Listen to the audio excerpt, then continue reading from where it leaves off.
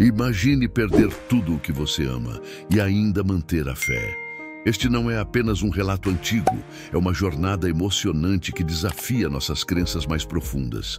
Descubra os mistérios de Jó, um homem que enfrentou o inimaginável e ainda assim permaneceu firme. Fique conosco e veja como essa história milenar ainda ressoa poderosamente em nossas vidas hoje. Jó era uma pessoa íntegra e justa, sempre empenhado em viver uma vida moral e tinha uma relação muito disciplinada com Deus. Na terra de Uz, vivia um homem cujo nome era Jó. Este homem era irrepreensível e honesto, temia a Deus e evitava o mal. Ele tinha 7 filhos e 3 filhas, possuía 7.000 ovelhas, 3.000 camelos, 500 jugos de bois, 500 jumentos e uma grande quantidade de servos. Era considerado o maior entre todos os povos do Oriente. Os filhos de Jó costumavam realizar festas em suas casas, em seus aniversários, e convidavam suas 3 irmãs para comer e beber com eles. Após um período de celebrações, Jó organizava um ritual de purificação para eles bem cedo pela manhã, oferecendo um sacrifício queimado por cada um, pensando: talvez meus filhos tenham pecado e amaldiçoado Deus em seus corações. Essa era a prática constante de Jó, conforme descrito no primeiro capítulo, versículos 1 a 5. Deus destacou as virtudes de Jó para Satanás. No entanto, Satanás argumentou que Jó era justo apenas porque Deus o favorecia abundantemente. Certo dia, os anjos vieram se apresentar perante o Senhor, e Satanás também estava entre eles. O Senhor perguntou a Satanás: "De onde você vem?" Satanás respondeu: "Andando por toda a terra, indo e vindo por ela." Então o Senhor disse a Satanás: "Você reparou no meu servo Jó? Não há ninguém na terra como ele, um homem íntegro e correto que teme a Deus e evita o mal." Satanás desafiou Deus, dizendo que se fosse permitido infligir sofrimento a Jó, ele mudaria e amaldiçoaria a Deus. Deus permitiu que Satanás atormentasse Jó para testar essa afirmação, mas proibiu que tirasse a vida de Jó.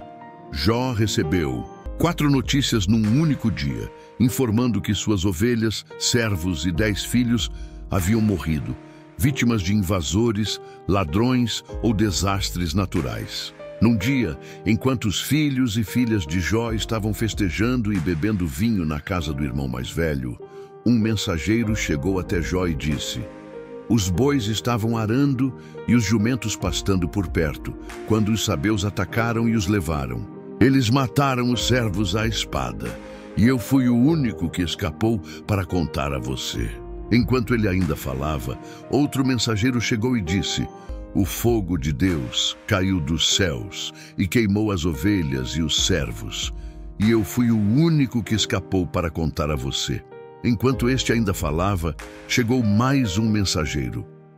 Os caldeus formaram 3 grupos de ataque e deram um ataque surpresa aos seus camelos, levando-os embora. Eles mataram os servos à espada, e eu fui o único que conseguiu escapar para lhe informar. Ainda falando, outro mensageiro chegou dizendo: "Seus filhos e filhas estavam festejando e bebendo vinho na casa do irmão mais velho, quando de repente um vento forte veio do deserto e atingiu os 4 cantos da casa. Ela desabou sobre eles, e eles morreram. Eu sou o único que escapou para contar a você." No seu luto, Jó rasgou suas vestes e raspou a cabeça, mas ainda assim louvou a Deus em suas orações. Então Jó se levantou, rasgou seu manto, rapou sua cabeça e, prostrado ao chão, adorou, dizendo: "Nu saí do ventre da minha mãe e nu partirei. O Senhor deu e o Senhor tirou. Bendito seja o nome do Senhor." Em tudo isso, Jó não pecou nem atribuiu a Deus qualquer falta. Satanás aparece no céu novamente e Deus lhe dá outra oportunidade para testar Jó. Desta vez, Jó sofre de terríveis feridas na pele. A esposa de Jó tenta persuadi-lo a amaldiçoar Deus e desistir da vida, mas ele resiste e tenta suportar seus sofrimentos. Elifaz, Bildade e Zofar, 3 amigos de Jó, chegam para consolá-lo, sentando-se com ele em silêncio por 7 dias em respeito ao seu luto. Jó fala no 7º dia, iniciando um diálogo no qual cada um dos 4 homens oferece descrições poéticas de seus problemas. Jó amaldiçoa o dia do seu nascimento, comparando a vida e a morte com a luz e a escuridão. Ele deseja nunca ter nascido e que seu nascimento tivesse sido encoberto pelas trevas, sentindo que a vida apenas aumenta sua agonia. Elifaz responde que Jó, que anteriormente consolava outros, agora admite que nunca foi realmente ciente do sofrimento deles. Ele conclui que a dor de Jó deve ser devido a algum pecado que ele cometeu e recomenda que Jó busque o favor de Deus. Bildade e Zofar concordam que Jó deve ter cometido algum mal para provocar a justiça de Deus e argumentam que ele deveria tentar demonstrar um comportamento mais inocente. Bildade supõe que os filhos de Jó trouxeram a morte sobre si mesmos. Pior ainda, Zofar insinua que qualquer erro que Jó tenha cometido mereceria muito mais dor do que aquela que ele recebeu. Jó reage a cada um desses comentários, ficando tão irritado que chama seus amigos de médicos inúteis que mascaram sua ajuda com mentiras. Jó questiona por que Deus julga as pessoas com base em suas ações, quando ele poderia facilmente corrigir ou perdoar esses atos. Jó fica perplexo sobre como um ser humano pode satisfazer completamente a justiça de Deus, dado que os caminhos de Deus são misteriosos e além da compreensão humana. Além disso, os humanos não podem convencer Deus com suas palavras. Deus não se deixa enganar, e Jó admite que nem mesmo conhece a si mesmo o suficiente para defender seu caso perante Deus. Jó anseia por alguém que possa mediar entre ele e Deus para que não seja condenado ao Sheol. Jó acredita que no céu há uma testemunha ou redentor que atestará sua integridade, como ele expressa no capítulo 19, versículo 25. Sei que o meu Redentor vive e que no final ele se levantará sobre a terra. E no capítulo 16, versículo 19, agora mesmo a minha testemunha está no céu. O meu advogado está nas alturas. O sofrimento se torna insuportável para Jó, e ele se torna amargo, ansioso e assustado. Ele lamenta a injustiça de Deus permitir que pessoas más prosperem, enquanto ele e muitas outras pessoas honestas sofrem. Jó quer enfrentar Deus e protestar, mas não consegue encontrá-lo fisicamente. Ele pensa que a sabedoria está oculta da humanidade, mas resolve persegui-la, temendo a Deus e evitando o mal. Eventualmente, Deus intervém no diálogo. Durante seus discursos, Jó pediu a Deus 36 vezes que falasse com ele. Agora, seu desejo é atendido nas 2 vezes em que Deus fala com Jó, no meio de uma tempestade. Há um certo humor na maneira como Deus se dirige a ele. Jó é lembrado por Deus de que ele é o Criador de tudo. Deus percorre sua impressionante atividade de criar e sustentar o mundo, perguntando a Jó se ele poderia igualar essa obra. Ele termina perguntando se Jó está em posição de julgar, dizendo que é impertinente para Jó acreditar que Deus deveria se explicar a ele. Jó é feito sentir-se muito pequeno. Eventualmente, Jó responde: sou indigno. Como posso responder-lhe? Coloco minha mão sobre a boca. Falei uma vez, mas não tenho resposta. 2 vezes, mas não direi mais nada. Deus restaura a Jó seus filhos, 7 filhos e 3 filhas, propriedades, camelos e rebanhos de ovelhas, tornando-o muito mais rico e feliz do que antes. Como servo de Deus, Jó é reabilitado. Por outro lado, os 3 amigos de Jó são severamente repreendidos por Deus, que diz que eles não falaram corretamente sobre Jó, indicando que não devemos citar seus discursos como se fossem verdades.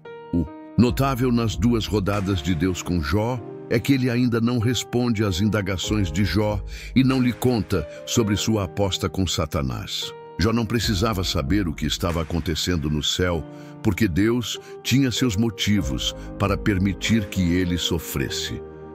Devemos ter em mente uma diferença aguda entre a compreensão judaica deste livro e a cristã.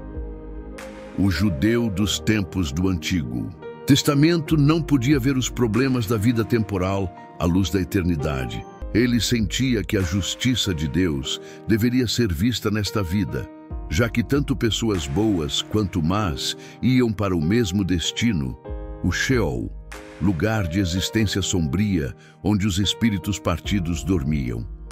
Os cristãos, por outro lado, têm um ponto de vista completamente diferente sobre o sofrimento atual.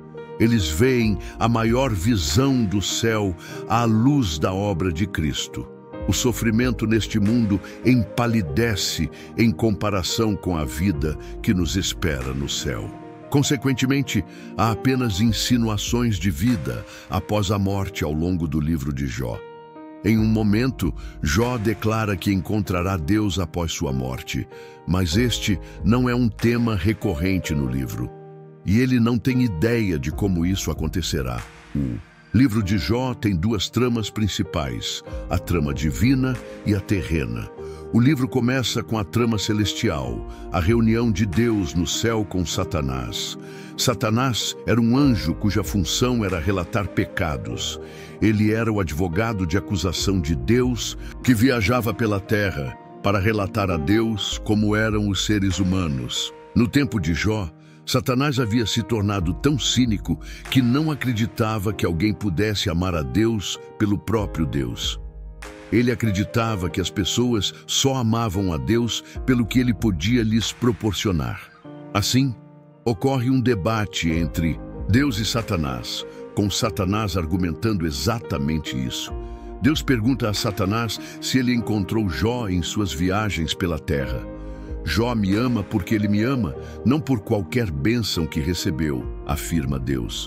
Esse encontro nos ensina verdades valiosas sobre Satanás. Primeiramente, sugere que ele não pode estar em dois lugares ao mesmo tempo, não sendo dotado da onipresença de Deus. A trama humana, o debate entre Jó e seus companheiros, ocupa a maior parte do livro, pois Jó está sofrendo mais do que outras pessoas. A questão central abordada é se o sofrimento de Jó é devido ao seu pecado. Existem dois pontos de vista. Os amigos estão certos de que o sofrimento de Jó é devido ao seu pecado, enquanto Jó tem certeza de que não está pecando e protesta sua inocência. A troca é cheia de suspense, pois o leitor sabe que Jó está correto. A estrutura de duas tramas do livro nos lembra que ninguém conhece o quadro completo quando se trata de entender por que as pessoas sofrem. Deve ser muito difícil se defender quando se está em tanta miséria. Além da busca por explicações, todos são confrontados com uma pergunta maior. Posso continuar a acreditar em um Deus bom quando tudo parece estar dando errado? O livro de Jó oferece uma resposta a essa pergunta. Qual foi a maior dor de Jó? Isso esclarece a importância deste tópico. Foi uma confrontação física. Ele estava coberto de feridas da cabeça aos pés, cansado, hausto e em dores cruciantes. Socialmente, devido à sua aparência física e ao fato de que a comunidade local estava ciente de sua recente tragédia, ele se tornou um pária social. As pessoas andavam do outro lado da rua em vez de conversar com ele, enquanto ele se sentava na pilha de cinzas na extremidade da aldeia. Até os adolescentes riam dele. Mentalmente, ele enfrentou a dor de não saber por que essas coisas angustiantes estavam acontecendo com ele, especialmente porque parecia não haver nada em seu passado que apontasse para isso.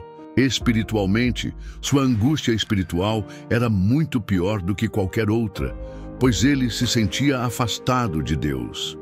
Jó clamou implorando a Deus para localizá-lo, falar com ele e até mesmo discutir com ele. Essa foi a verdadeira dor mais excruciante.